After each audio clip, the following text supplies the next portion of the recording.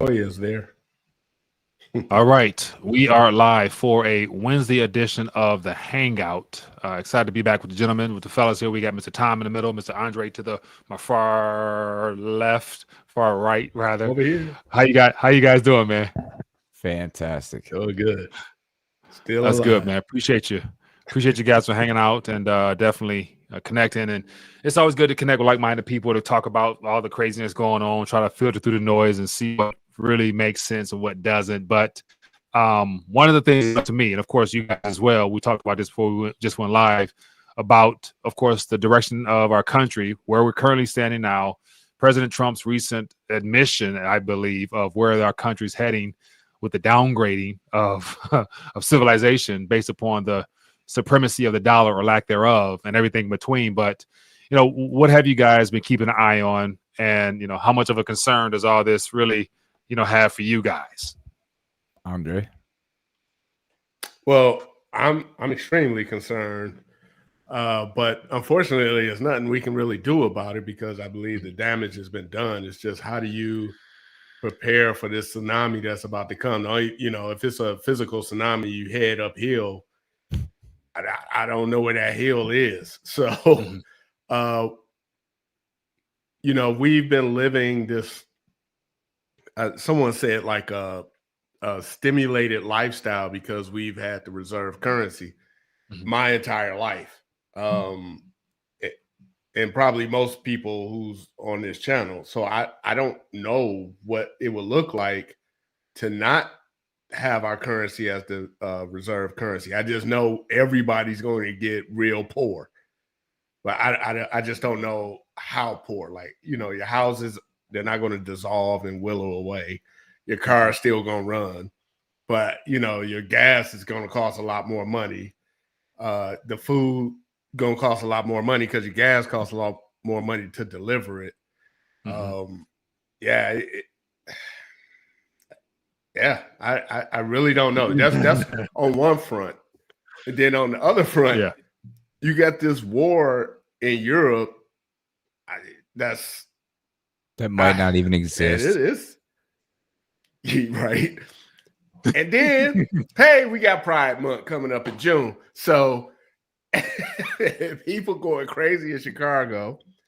So if they're going crazy in Chicago in April, when it's hot as hell and humid as hell, nobody wants to be out inside because you know what's going to happen? Your energy costs going to go through the roof, so people won't be able to afford the air conditioner. So everybody going to be out in the streets. And this is not going to end well. It's just not. No, you're absolutely right. And like, okay, if you're just looking at it, from my opinion, a purely fundamental, factual way of like the US dollar going away, I don't see it going away in the way everybody thinks it does, because like, okay, yeah, sure. Maybe France is buying natural gas or LNG in yuan, and Brazil is selling corn in, what is Brazil? The Real. Brazil's selling things in the real, right? But it's all denominated in the US dollar. That's the baseline currency. So like the idea that like Bretton Woods was initially like $1 equals X amount of gold, and it's still that, though. It fluctuates, but it's still $1 can buy X amount of gold. So from a fundamental level, I don't see it changing overnight. I just don't. Because even when France is buying LNG in yuan, it's still based off a dollar denomination.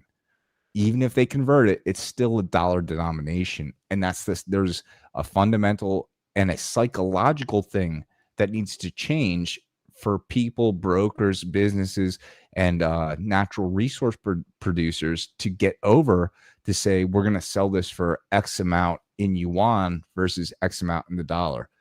But let's move this to where Andre is talking about, and we're talking about the actual breakdown of what makes the dollar the world's reserve currency. One of those planks is our justice system. And when we have young gentlemen going out in Chicago and burning down Wawas and Walgreens and whatever the frig else, just because they decide that it's too hot outside. Well, then that is where I think we come into the real problem. When we have this chaos in our streets, we have our former president being locked up or attempted to be locked up, and this just complete breakdown of the rule of law. I think that is the biggest threat to the dollar.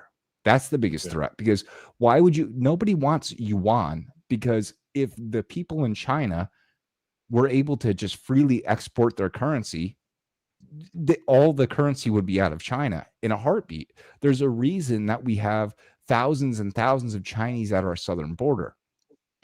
The same with Russia. If Russia just had free capital flow out of the country, everybody would just export all of their capital, and that would be it. Russia would be done. There's a reason why that we have the world reserve currency. One of that is the rule of law, and we're losing that very, very quickly. As Andre was talking about, when you have youth burning down cars and breaking things down for no other reason except for they're bored in Chicago, and then the mayor coming out and defending it. That's a big problem. That's our biggest problem. Yeah. Now, before we move forward, I want to just play a little soundbite from Tucker Carlson's interview with Trump, just so we can continue to piggyback off that, because there's a couple key buzzwords that he mentioned, I think, that was more of a admission, as I mentioned, as to where things are heading. And so I also have some thoughts in reference to both of the things you guys said. So let me just share this real quick, and then we'll, listen to what he's saying and try to listen through what he's saying and see if you can pick out any other things worth mentioning as well. So I'm gonna play it real quick. China wants to change the standard, the currency standard. And if that happens, that's like losing a world war. We'll be a second-tier country. We'll literally be a second-tier country if that happens. Now, you're losing Brazil. You're losing Colombia, South America. You're losing Iran. You've lost it. You've lost Russia. And if you haven't lost them yet, you're going to lose them. China's on the yuan, so China's gone. Then you see France going over. No, what's going on? We're losing. If we lose our currency, that's the equivalent of losing a world war. Our currency is what makes us powerful and strong. So he said our currency is what makes us powerful and strong. Well, if how we lose the honest is currency, that? go ahead. How honest is that? Just like in Syria, I'm going to take all the troops out, but we're keeping the oil. I don't care about the morality of it. At least it's friggin' honest, man. Like, hey, maybe you don't like it, but this is what we're doing. This is why we're doing it. I'm going to tell the American people exactly what's going on, good or bad, ugly or pretty. To me, I love it. Yeah. I think I like the fact he was very blunt and upfront with what is at stake. The dollar standard is what is at stake now, just because, as you mentioned a moment ago, about pricing things in dollars. I think that was what gives the dollar its supremacy, is the fact it was the standard. And so with all this bilateral currency swap trading going on, I'd imagine that Iran and Russia, when they trade oil or energy or whatever they're trading amongst each other, they're not using USD as the standard anymore. They're actually probably using their currencies or the actual value that they're trying to exchange, whether it's oil or whatever, in whether it be weight terms or ounces or tonnage or whatever, rather than just saying this is what I want in USD terms. So I think the standard is what is shifting. And then, Dre, what you mentioned earlier about what's happening in society in general, I think as a part of this shift, the ease and convenience of having access to credit is what is at stake as we're downgraded to a second tier type country, because second tier countries, i.e. all the second, third world countries, they don't have access to credit the way we do. So that's an issue. And then the overall quality of life. What would that look like if you're not able to go finance things? And so that's going to be the biggest shock. And the fact you said second tier, I think that's still been relatively nice about how things would be in reference to, say, more of a second, or using the word second or third world type of country, because I'm of the mindset that we're going to see something a lot worse than even what he described. So, he's just being nice with his words as best he could.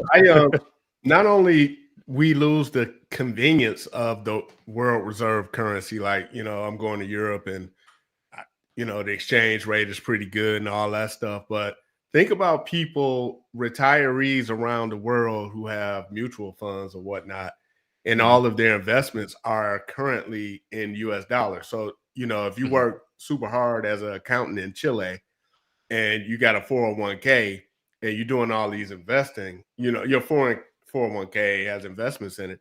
Well, if there's another option of a currency that's maybe backed by commodities or gold that doesn't fluctuate like the dollar, or it isn't being inflated like the dollar is being inflated, common sense would tell you to take your pesos and go into whatever other currency that is. So that's one thing. The second thing is, like, countries have already stopped doing, they stopped buying T-bills. Like, they'll stop buying the treasury, I mean, our treasuries. Right. Then what's going to happen if they stop buying them? They're going to start selling them, and all that money is just going to come flooding back into America, and we're not going to be exponentially more productive overnight. So that just means more and more inflation. So you got the inflation tidal wave that's already it's already been let loose with this stimulus package after stimulus package. Right. And then you lose the world reserve currency status. So now it's, you know, before, if you, again, I'm just use pesos because it's easy to say. If you were in Chile and you wanted some oil, you couldn't send Saudi Arabia a bunch of pesos. You had to go exchange those pesos for dollars before you get the oil. But now if you don't have to do that, that's going to affect all of us, even the idiots in Chicago who are, you know, and LA and all these other democratically ran cities. It's going to affect them extremely hard. It's going to affect all of us hard.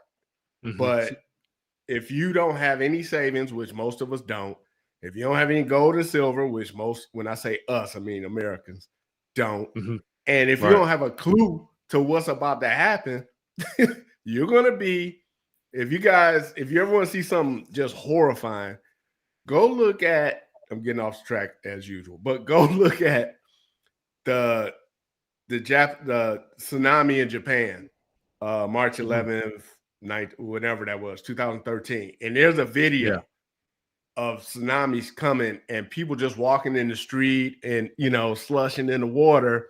The next thing 2 minutes later is at their knees. A minute later, they gone. So you got to be prepared for that, for what's coming. See, I understand that. I absolutely do. And I do agree, like, people are way too nonchalant, tuned out. They have no friggin' idea what's going on. Like we were talking about before in the Twitter DMs, like, I am completely convinced the Republic is dead. But just for the sake of, like, argument, right? I don't believe that the USD is going to be supplanted as the world reserve currency by something like the yuan or the real or any of these. You can't go from fiat to fiat. You have to go down in Exeter's pyramid. You have to go to a commodity-based system, which would mean you'd have to go to gold. Ideally, basically, you'd have to go to gold. And do you think, okay, look, again, take politics out of this, take ideology out of this. Do you think that any of these countries that are signing on to this want to minimize their ability to print money? Let's say China wants to be the world reserve currency. Do you think they're going to hamstring themselves by backing their currency in gold? It's only going to inhibit the power of the individual that's leading that country at the time. And I said this in a video. I don't think there's ever been a point in history where a government that was instituted amongst men ever devolved the power back to the people outside of 1776. And that's where I think we're going to run into a real brick wall where it's the same thing with the green agenda, right? Everybody wants to say no fossil fuels, no natural gas. We're going to do solar. We're going to do wind. But there is no alternative. The same way everybody wants to say there no USD. America's an evil empire. We're going to use our own currencies. What is the alternative at the end of the day? Because at the end of the day, you need to either go down in Exeter's pyramid and move from fiat to a more hard asset, which is not going to happen because these people are dictators. That's just factual.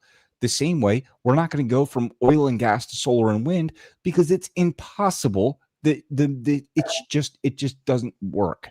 It doesn't work. I don't know what's going to happen, but I think that when you have all of the news media pointing you one way, you have all of everybody saying, this is what's happening, this is what's happening, this is what's happening.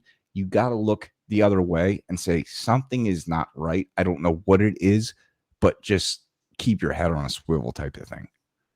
Now, I do agree with you. Like, and that's where, like, I make sure I try to distinguish between, like, the fact that I do believe that we're still going to have USD in this country because it's our national currency. So we're going to have some version of a USD still, some predominantly digitally backed, and wherever, who's ever ledger, we'll find out, whatever.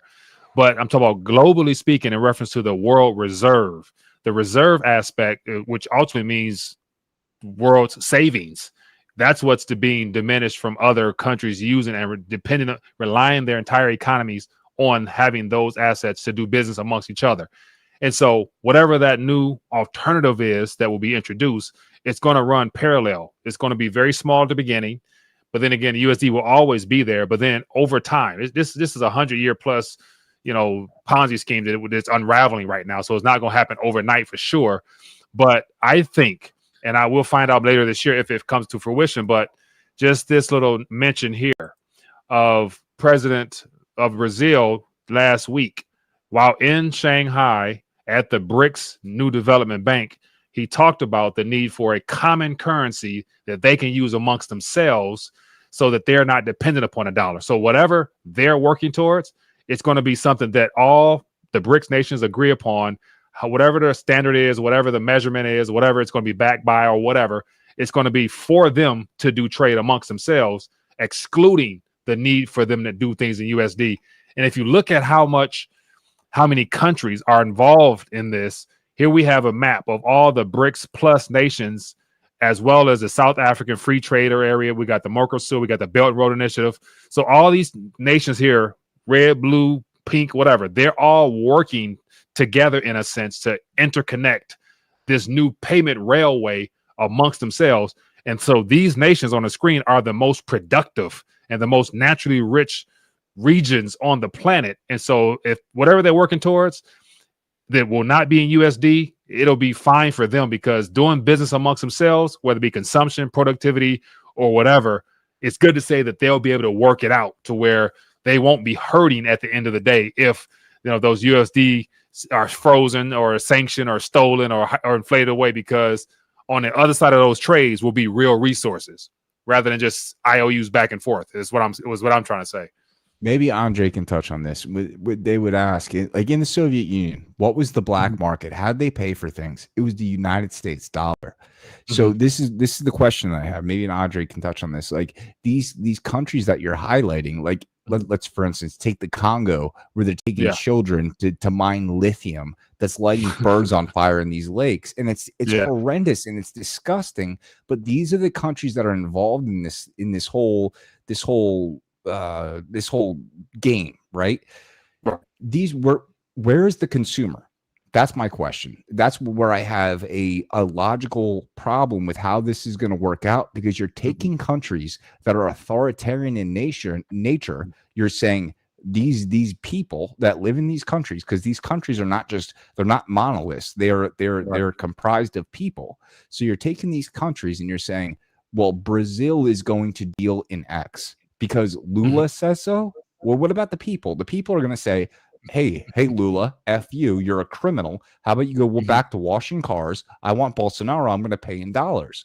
So that's where we get into this complete disconnect happening between these monolithic governments and the people in the black market. And I'm not saying it's the USD, but what I am saying is we are running into this convergence of like ultimate state power and individual liberty. And I think that is where it really boils down to what's happening. Because when the USD goes away, God help us all.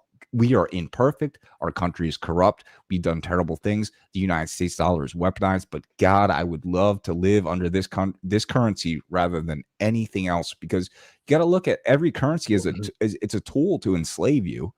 Right. That's all it is. Yeah, and I'd take this one over any other. Right. Oh, yeah, for sure. We'll always, like Mike said, we'll always have the US dollar. That, I mean, it's a matter of whether the world will use it as a reserve currency. And in my opinion, it's to the other nations' advantage to get off of the US dollar for multiple reasons, because our standard of living is inflated while theirs is simultaneously deflated. Mm-hmm. Two, one of our biggest imports. So when I went to Japan for the first time to live as a student, I had to go to did I have to? Yeah, I went to the State Department somewhere in Michigan. Yeah, I met some students met some people in the State Department, and basically they gave us all this propaganda. It was information about America, Mm-hmm. right? And one of the great things that we were told to spread to the people of Japan was, how great America is. And why was it great? Well, mainly because of our standard of living relative to everywhere else, right? So now, man, I just lost my train of thought just that quick. Oh my God. You're trying to build it up to the grand finale. You lost the main purpose. Jesus, man. Hey, to come to you. So while you think about this, let me share my thoughts about what Tom mentioned. And so you said, Tom, you mentioned where the consumers going to be at. And so I believe that a part of this shift is basically because all our manufacturing was exported out to China and all that stuff like that. We're witnessing the end of the deglobalization. So there's going to be a new uprising, in a sense, of development in a lot of these countries. And I think the premise of utilizing the Belt and Road Initiative. So I'm up here. First of all, I'm not defending any of this. I'm just trying to see, if I was not an American from the outside looking in, what could be the possible thinking of a lot of these individuals as to why they might be doing what they're doing with all these unions and stuff like that. And so I think that a part of China deciding to invest all those billions and trillions of U.S. reserves into building out the Belt and Road Initiative and putting in billions into the continent of Africa was to start educating and getting manufacturing and all the things that's going down there. They're using the hell out of them. They're treating them like slaves ultimately. But then again, they're trying to get them more developed, bring them from third, second into the more first world status so that they can then become the next world of consumers. So I envision like Africa, which is the most untapped, naturally rich region of billions of people who've been oppressed for centuries. They are now trying to bring in a credit style, quote unquote democracy type of system into that country there, so that they will be the next line of consumers. And just say, for example, if this next credit system that's going to be attached to this currency, BRICS currency, they're going to allow all those second and third world nations to then get into debt. The same format we have here, get into debt, take out credit card, take out all this stuff, and then they're going to be able to buy and suspend and feel what it's like to live on a credit-based system the way we have it here. So 10, 20 years from now, people in Africa might end up living better quality of life, but it's going to be debt-based through the new currency system or something like that. So the next consumers are in these villages right now. They're going to be the ones targeted because they're going to be chosen to be the next line of consumers, I think. Well, Andre, you said you remember what you were saying. Yeah. Go ahead. So I was saying the premise was that is our standard of living is inflated there and everybody else is deflated because we're on the gold standard. And when I went over to Japan, they told us, hey, tell us how great your standard of living is. Now, when I went, this was mid-90s, right? People were still taking dumps in holes, and this is in Japan, right? Mm-hmm. So one thing that helped us when we got to Japan was America's greatest export, media. It was movie and music. So I was the very embodiment of, MC Hammer or Michael Jackson or I was a representative of Mike Tyson, whoever, Michael Jordan. Like, it reminded everybody, jazz, and people would just eat up American culture. Mm-hmm. But guess what's happening simultaneously as the world is decoupling from the dollar? Think of the media that's being projected out to America. It's cancer. Dylan Mulvaney or whatever, like all these weird like people that a lot of these people around the globe are going to reject, right? They're, like if you're in Qatar, you don't want your kids looking at these like trans whatever. Just I ain't saying, I'm not making a moral judgment. I'm just saying country ain't down with that, right? Most African countries, what was that country that just outlawed LGBTQ? So they're going to reject America's greatest influence, which was the media. So, like I said before we got on the call, all this looks bad. Like I don't see it shining light at all. And Elon Musk said on Tucker Carlson, it ain't the canary in the coal mine that's dying. It's the it's the miners that's dying. Like this is really bad. And like Tom said, everybody's just going to the day-to-day and, not seeing what's going on or not caring or pretending like they can't comprehend. Tom, Tom, share your thoughts on it. As you're talking, Dre, something came to mind that I shared on Telegram earlier. And this is from Turkish Interior Minister, says, the whole world hates America. Yep. I saw this is that a quote from him. and this is like what's scary. Like Andre was saying, like, okay, so really when you think about the Cold War, right? Like, okay, Reagan, like Mr. Gorbachev tear down this wall, but what people forget is Coca-Cola. They forget about Levi's, they forget about rock and roll, they forget about the Beatles, they forget about Elvis, they forget about all of this, because what they don't know is that in the Soviet Union, rock and roll was outlawed. It was only classical Russian dance, classical Russian music, this and that. There was no Russian Beatles. Okay. And obviously Elvis didn't tour because of his tour manager. We'll get into that another time. But if there was a touring Elvis at the time, there was no Russian or Soviet Elvis. So Andre is absolutely right. Like, people think that it was just nuclear missiles and submarines that brought down the Soviet Union, but a lot of it was our culture. It was Levi's, it was Coca-Cola, it was the Beatles, it was Elvis, it was our music, it was everything that made America this cultural machine where people could do things and become famous, and then they would take it in the Soviet Union, they would listen to it in back alleys, and they would think, oh my God, America is great. And that brought the Soviet Union down from within the inside. And then, Mike, what you're saying about Turkey saying that America is basically poison, and I'm pretty sure France not that long ago, maybe a couple of years ago, said the same thing. Like, we can't be importing American culture because it's become so freaking toxic. So when you add that into the dollar, into the woke military, everything that's going on, this is where I get confused. This is where I get really legitimately confused. Who is the bad guy?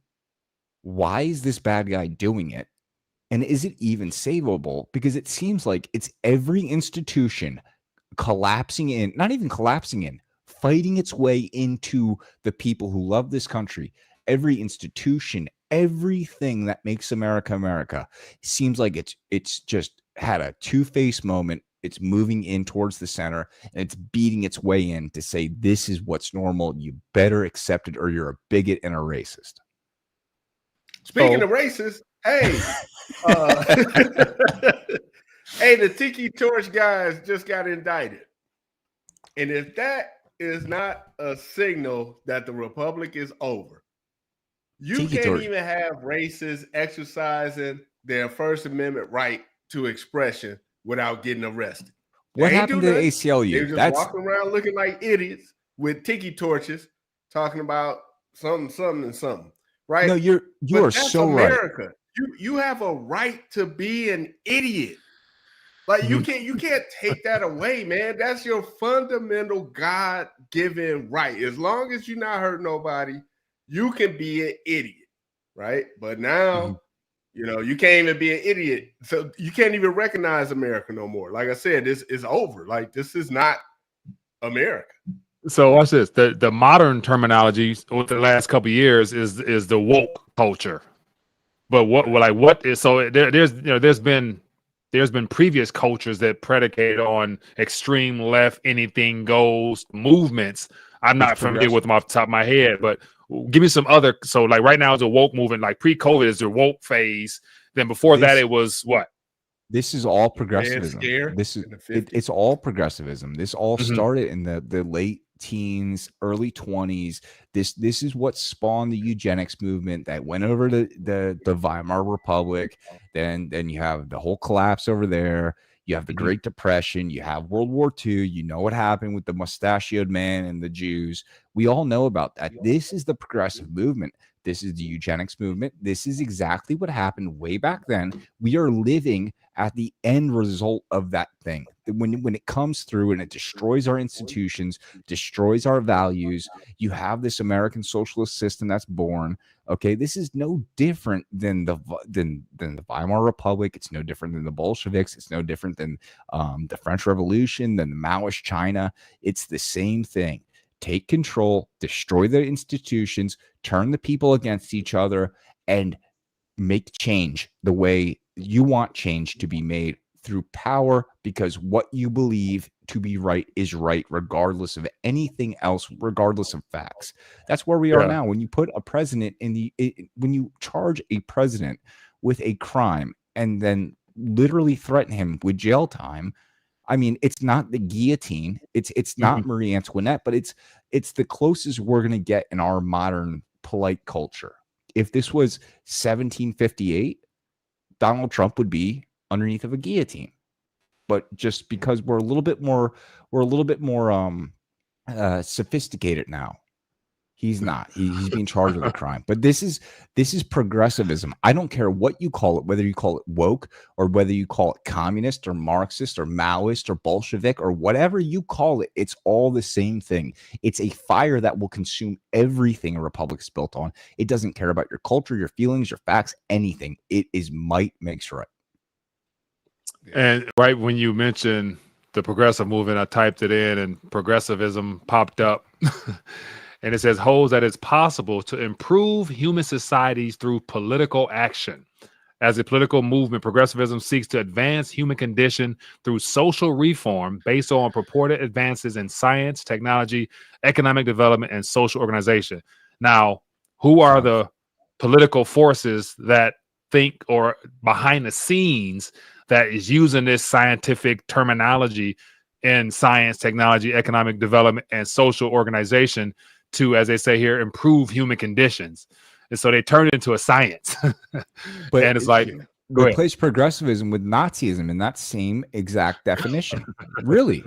Yeah. It's not different. Yeah. I mean, everything, there's nothing that this isn't touching. Like Tom said, it's a fire that kind of started in the roots of the tree and now it's just coming up and now it's visible. Yeah. It is literally everywhere. Even it's the AI, I'm gonna mention them again. Elon Musk. And I agree with him 100%. Like this AI stuff, I think we talked about it last time. It could be it is a fire. I think Tom may have mentioned this. It's a fire, but it's how do you use it? So in Chat GPT now, it will not say that the guy with the mustache was a socialist because it makes socialists look bad. Even if you tell them, well, the NAZI stood for the National Democratic, what was it? National Democratic Socialist Party, whatever, right? It won't even say it. So you got kids who are coming up who won't know that the guy with the mustache was a socialist. He just took those ideas to its extreme. Socialism, communism, what's the other one? What Mussolini was fascist. Fascism. There is all under one umbrella called collectivism, right? But America was founded on individualism, and that's what made America great. And the fact that these tiki torch carrying idiots have been indicted for intimidation when you got Antifa burning down courthouses. The people, who was this the other day? Something happened the other day where anything on the left is all good, But if you're not on the left, you don't even have to be on the right. It's just if you're not a card-carrying member of the left, this isn't a place for you. It's just not. So speaking of which, this plays right into these headlines that we talked about where it says the Illinois state senator defends Chicago teens rioting and looting and, quote, it's a mass protest. So another political figure out here supporting, condoning chaos, confusion, and complete stupidity amongst our youth. And it ultimately incentivizes and encourages them if you know your political leaders above you and behind you are in support of you because of whatever your agenda or your so-called mission you're trying to accomplish is. And then the next Chicago mayor excuses rioters, expect more violence, more victims of violence. So like when your leaders condone it, like how does the young population, know any different? I'm telling you right now, at my age, if the mayor of my town came and said, I got your back with what you're doing, it's great, I'd be like, man, this is sweet. I'm going to keep doing this. I don't care what it was. And I'm almost 40 and I would do it. I would just keep doing it. Cause I'm like, man, the mayor likes this. Sorry guys. Right. The mayor likes this. I'm going to keep doing it. Imagine what this does to a teenager who just happens to be burning down a freaking car, a Starbucks, and beating some old lady upside the head. It's disgusting. It's immoral. It's broken. It's not American, but it is progressive and it's liberal and it's sweet and it's kind. We all must accept it because it is liberal. And that's the whole thing. It's like, if you're liberal, you're good. Otherwise, go take a hike. Yeah, and also don't forget the Walmarts. They're raiding the Walmarts as well. So go ahead, what you say? Before we jumped on the call, we were talking about, Tom said he doesn't believe the people. We shouldn't demonize the people who voted for this.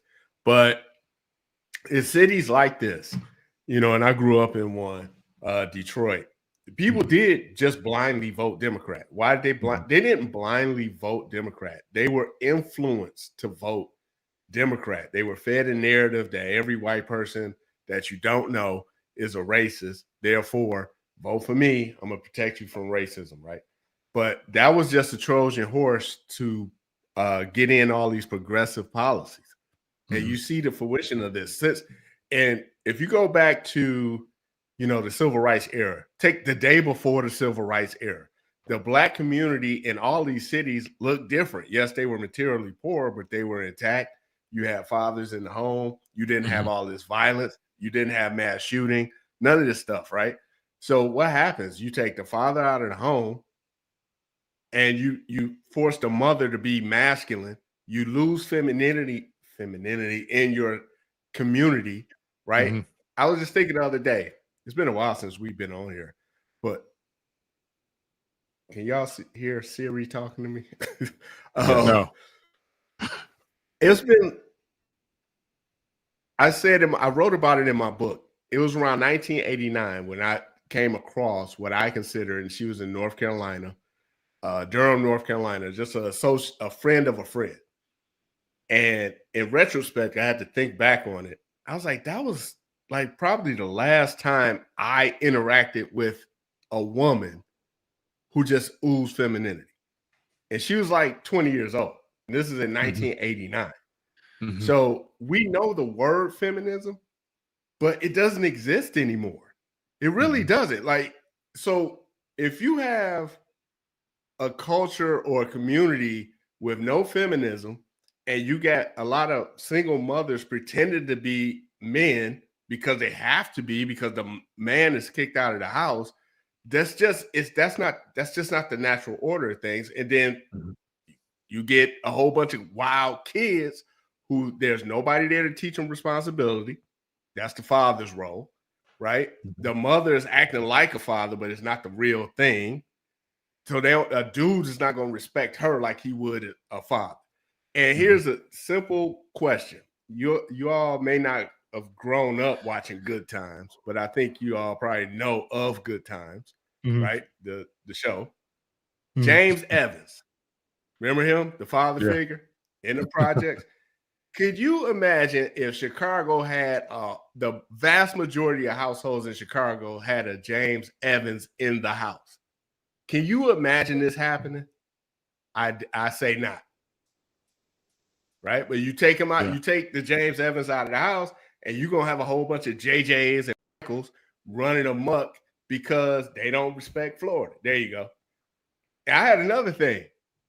We would never get NWA if all 5 of those guys have fathers in the house. Because you ain't gonna get 5 black men allowing their son to come out with an album talking about fuck the police. That ain't gonna happen.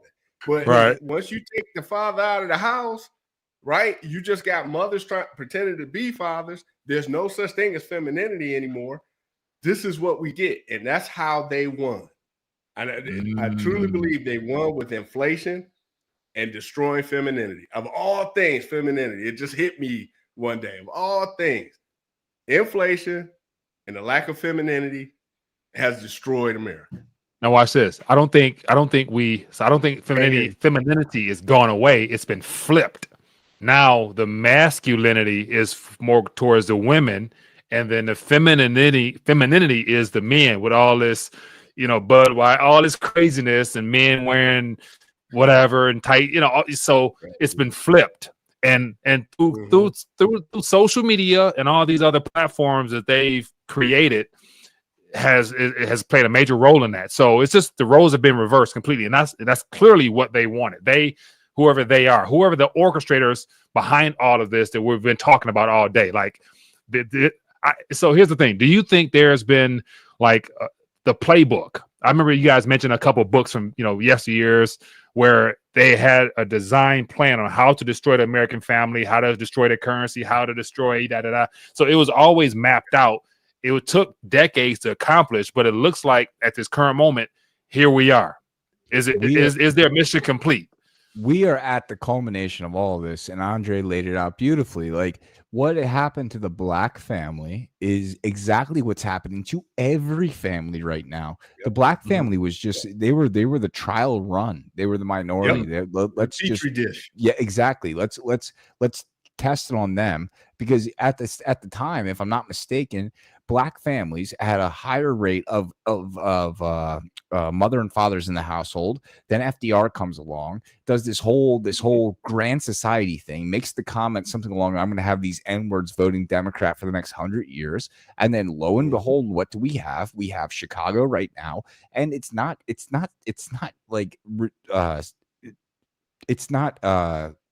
only Chicago. It's every family in America. And to Mike, what you're saying is, yes, this is been a very, very long game plan. This is Brzezinski. This is the Trilateral Commission. This is Kissinger, 1970. Let's move all of the manufacturing over to China, decimate the black family, decimate the white family, decimate American manufacturing. Okay, we'll move everything over to China. Right? We'll get rid of our gold. We'll get rid of our interchangeability with gold. Let's move forward to now. And then what do we have? We have this utter dystopian chaos. And if you look at like everything the Trilateral Commission has put out, look at everything Brzezinski's written about, like the Grand Chess Game. I think that's the name of the book. Is Zbigniew Brzezinski, The Grand Chess Game, where they talk about he who controls the Eurasian continent controls the world. You have the Rothschilds talking about, again, at this same time period, I don't care who writes the laws. I'm going to make the money. I'll control everything. This is 1970 to now. The amount of change that has happened has been enormous. Everything that we're living in our life. 1968 is when RFK was killed, right? I believe RFK was killed 1968. He was running against LBJ in a Democratic primary. He got shot and killed, right? That was the last time we had a Democrat run against a Democrat that was sitting in office until now. And who's running now is RFK Jr., which is strange. But you take that point till now, all of our problems started in 1968, 1970. They all started right at that point. Everything. Yeah. And then factor in the civil rights and that movement, inflation on top of that. Say that again? The first time I saw Mike here and rethinking the dollar, you were walking around probably on 8 Mile asking people. I think that was a shopping center on 8 Mile, but yeah, Belmont Shopping Center. asking Yeah, people about the dollar. What does this mean? And I was like, yeah. Tell them, Mike. But I say it every week. Dude, I'm old enough, and I don't consider myself old, but $1 will buy you a Snickers, a soda, 25. Only old people say that. 25 pieces of candy, and something else for $1. Now you can't buy nothing with $1. That's inflation. And we all know, common knowledge, most divorces end because of financial pressures. So that you go from being able to provide. In 78, you can be a factory worker and provide for a family of 5 easy, and live in a nice neighborhood. Yeah. Easy. This was kind of the norm in Detroit. We had manufacturing, the factories paid good wages. So women were like, cool, take your butt to work. I'll stay home, talk to the mother next door. We gonna sit here, cook dinner when you come home, take care of these bad kids, raise some good citizens, and keep going. This is what people have been doing since we stopped being hunter-gatherers, basically. Detroit's the perfect city to exemplify this. Like, it is the city that started this all. Like, the wealthiest city in the planet, and then boom, overnight. No. It was progressive. It was slow but steady all the way till the bankruptcy at the end of this last decade. So it was in the works. So like I could see it dwindling down bit by bit. Like the drug gang, when it came through, that right there solidified the decay of our city, because all the hardworking families, some of the men and women became addicted to drugs. So the terminology of crack cocaine was just like, you have some of the most respected people in your neighborhoods were crackheads, come to find out. You know what I'm saying? Yeah. So it got bad, man. But it wasn't overnight. It was just slow and steady. But it was strategic, though. It was strategically planned. Hey, man, you guys are talking to a guy who one of his best friends, Frankie Murray, was one of the first victims of crack in America, let alone Detroit. So he set himself on fire because his mama wouldn't give him money for crack. Now, this is, again, I said mama. He ain't say nothing. I ain't mentioned the dad, right? So crack, that wouldn't even jumped off if you had dads in the home. But by the time, well before the crack era came, which is like the 80s, mid 80s going into the late 80s, fathers were being taken out of the homes in the 60s. So you cannot destroy what we commonly think of as America unless you inflate his currency and you destroy his nuclear family. And that's just that was the plan, and they've implemented. There's no stopping it. I don't see, like, if we, you got that guy Kevin Samuels and all these other people, like Pretty Pearly things or whatever. They do these like what's wrong with modern women things, and you guys better act right or you won't be married and all this stuff. What is true, little too late, because there's a statistic out there now that by 2030, 45% of women between the ages of 25 and 45 will be single and unmarried. We won't even be able to reproduce under this ideology of socialism, communism, fascism, all that collectivism stuff sounds good at the beginning, but everybody ends up dead in the field. So strong, independent even women. if we just said, hey, everybody, stop this, women, you all need to go to charm school and learn how to be feminine, it's too late. It's up, because we don't even know what that looks like anymore. And that's not just America, that's in England. That's the West, basically. Canada, England. You put a camera in front of everybody to where now we have social media where things are in real time, and you factor in materialism to where most of the women now, they want things, or men that can buy them things, and guys want the things so that they can get more women. And so it's like you can't, what do you do with that? Like it's our society now. So it's not until after stuff comes crumbling down, God forbid things get worse, and there's going to be so much calamity where people will be forced to think about the bare necessities of life perhaps, and then we can start teaching foundational principles again if people want it. But then again, what they want it. No, I absolutely agree. And I remember I think I asked you guys this one episode a few episodes back, like, do you feel guilty for wanting like this cleansing? Because it's either we get this economic collapse where people are forced to really just get down to the bare knuckle and provide for themselves and their family, or the other alternative is we get a far right wing version of what we have now, because we're living under some sort of dictatorship, whatever you want to call it. We get the obverse of that, and we get this, okay, now this is banned, this is banned, this is the only thing that's allowed, only femininity is allowed, and we get basically the same thing but in reverse. And I don't want that either. Like, in my heart, I want to come in and say, like, hey, this trans thing, just cut it off at the knees. This is disgusting. But at the same time, I know how that's going to work. It's this tit for tat, this social thing. Like, we're at a point right now where we collapse or we get the obverse of the tyranny we're in now. We go from a left-wing tyranny to a right-wing tyranny, like a theocracy almost. Whereas, like, I'm a Christian, but I don't want to live under a theocracy. Like, I don't want anybody to be told what they have to do, but I don't see a way out of it. It's either that or collapse.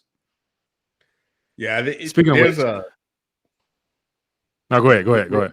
There's a you know, back in the, I don't know when this happened, but when back in August, what was it, August of 71, when we decoupled the dollar from gold or whatever, you know, you had to compensate for that somehow. And one way they were able to do that is to change, in my opinion, they changed what we consider success. What if you ask anybody from like the 1950s back to 1776, what do you consider success? How would you identify something that's success? A person successful, a family successful, a community is successful? Well, their response will be, the premise, the foundation of their response will be based off of God, country, family, right? Like, my kids are successful, therefore I'm successful. I got a house.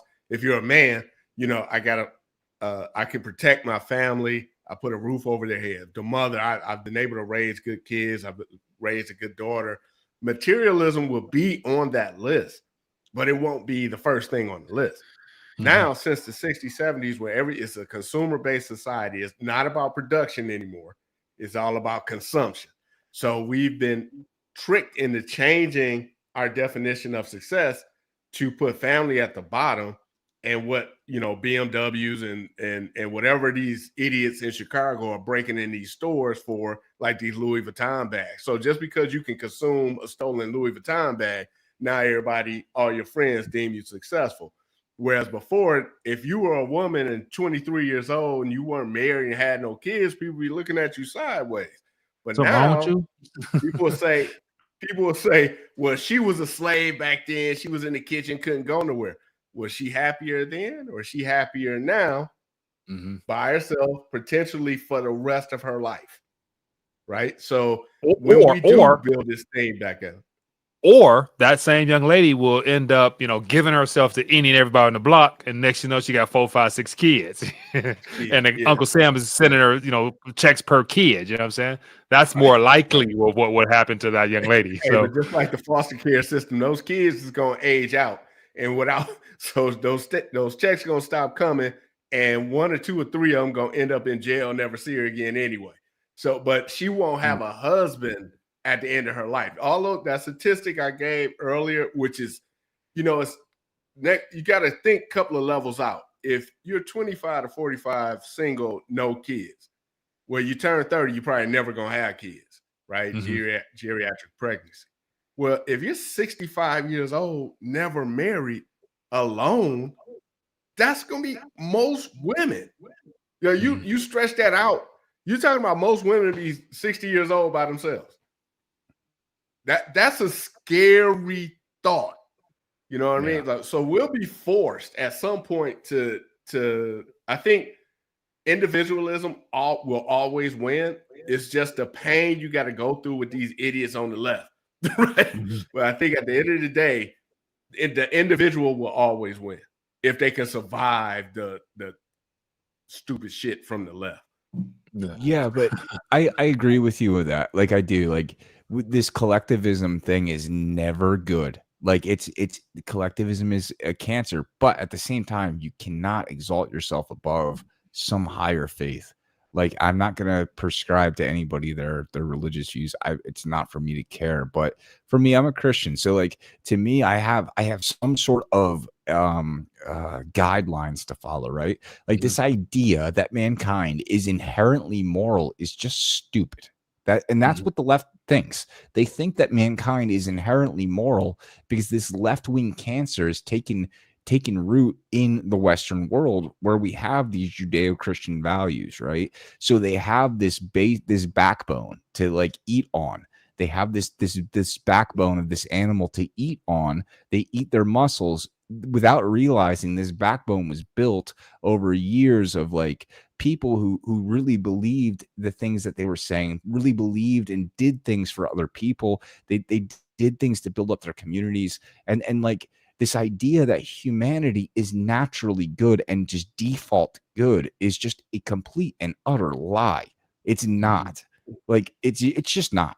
So that's where I think we're going to run into the problem as these leftists that are on the backbone of this animal that they're eating, and as the animal starts to get smaller and smaller as they're eating all of it, and they realize, oh wait a second, we're all a bunch of psychopathic scumbags, and we don't have any ounce of compassion in our heart for each other, and we're just going to eat each other next. I think that's where we're going to get to the point where it's like, okay, Mad Max, let's get some gasoline, put it in the pickup truck.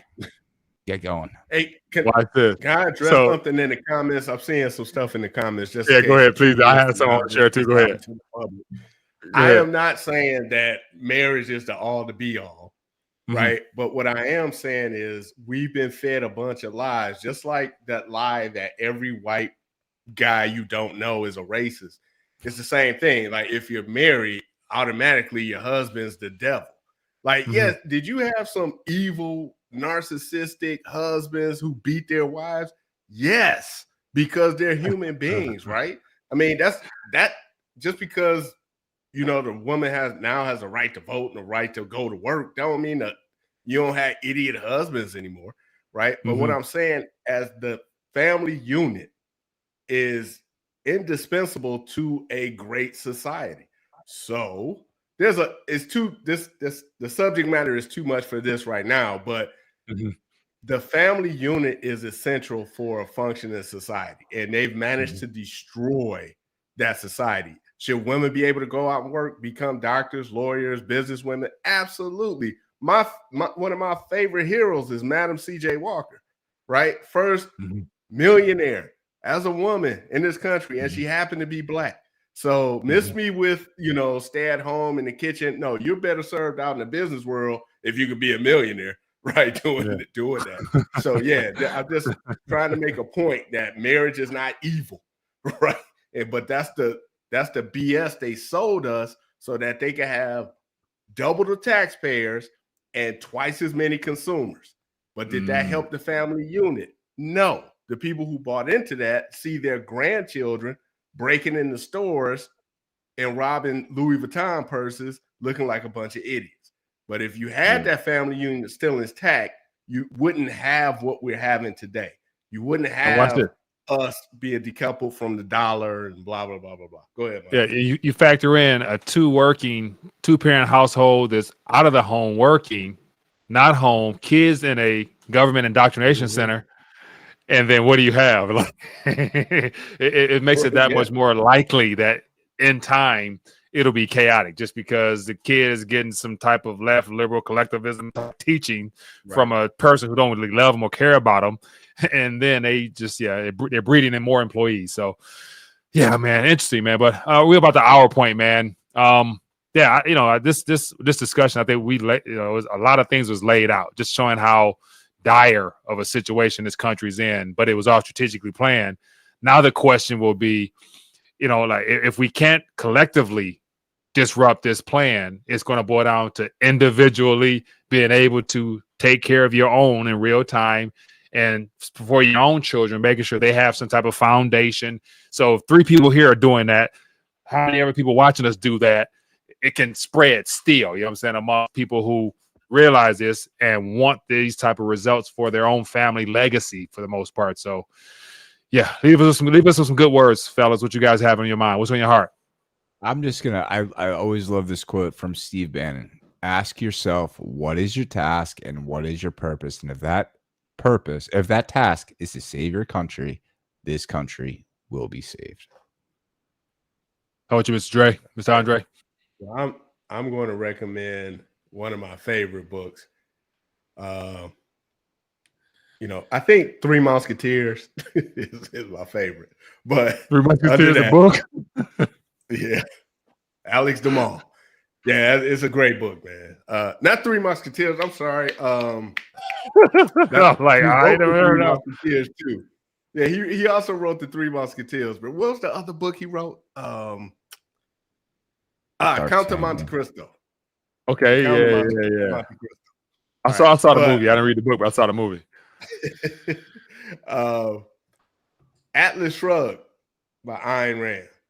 Okay. Most people do not have the lifetime it would take to read that book, but it's on Audible. And I believe that, I always tell urban Black people who haven't, because if you grew up in Detroit since the 70s, all you know is socialism. That's all you know. It's your family functions, it's at the church, it's in all your music, it's all you know. It's for the trees. That's all you know. She was able to paint a picture of what a capitalist society ideally would look like. Right now, a lot of people will read this and